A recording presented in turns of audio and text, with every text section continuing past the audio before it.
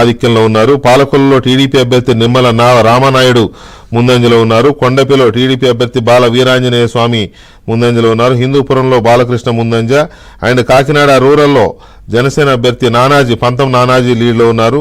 పాణ్యంలో TDP అభ్యర్థి గౌరు చరితారెడ్డి ముందంజలో ఉన్నారు. వీటిల్లో మనం గమనిస్తే తెలుగుదేశం పార్టీ చాలా ఏళ్లుగా అక్కడ జెండా పాతని నియోజకవర్గాల్లో కూడా ఈసారి గెలుపు దిశగా దూసుకెళ్తున్నట్టు కనపడుతోంది. ఇంకా చాలా రిజల్ట్స్ రావాల్సి ఉన్నాయి.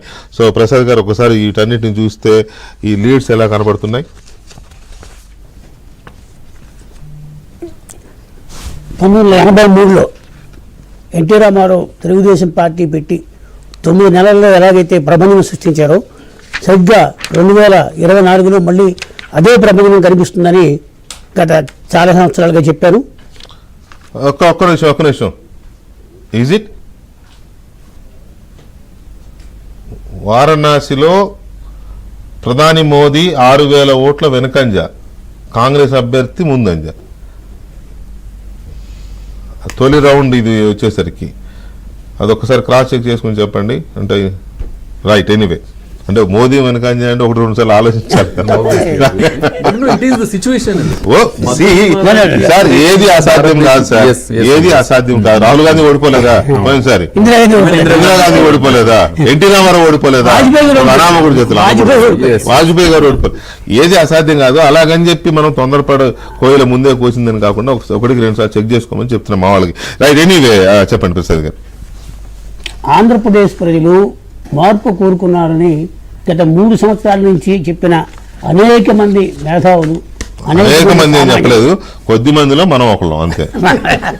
అనేక మంది పెయిడ్ మేధావులు అందరూ ఏం చెప్పారు? ఇప్పుడు గంటలో స్టార్ట్ అవుద్దిలే వాళ్ళది. అయ్యా ఇదే ఛానల్లో సెప్టెంబర్ 21లో నేను చెప్పా, జగన్మోహన్ రెడ్డి తల్లకిందులుగా తపస్సు చేసిన 120 స్థానాలు తగ్గిపోతాడు అని. ఇవాళ ఏ స్థాయికి వెళ్ళిపోయానా? 120లో 20 మిగులుతాయా, 1 మిగులుతాయా తెలియని స్థితికి వచ్చాడు.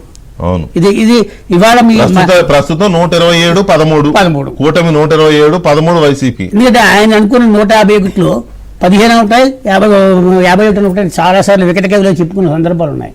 ఇవాళ ఈ పతనం జగన్మోహన్ రెడ్డికి తెలుసు, ప్రజలకు తెలుసు.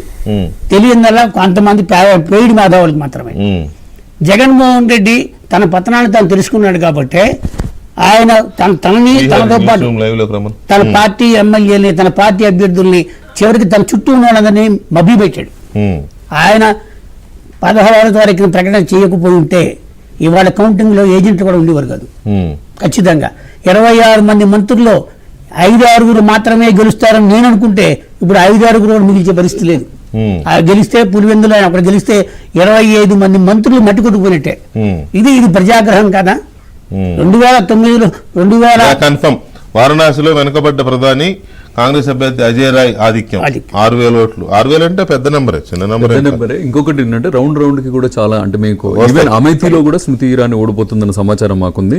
ఈసారి చెప్పాను కదండి వెంకటకృష్ణ, అంటే సైలెంట్ చెప్పా, అందరిలా కాదు, కన్ఫర్మేషన్ వచ్చేంత వరకు అందుకే ఏబిఎన్ గట్స్ కి నేను ఎప్పుడు హ్యాట్స్ ఆఫ్ చెప్తా ఉంటాను. మీరు ఎప్పుడైనా సరే అంటే అప్పుడు ప్రభుత్వం ఏ ప్రభుత్వం అయినా సరే నిక్కచ్చిగా మీరు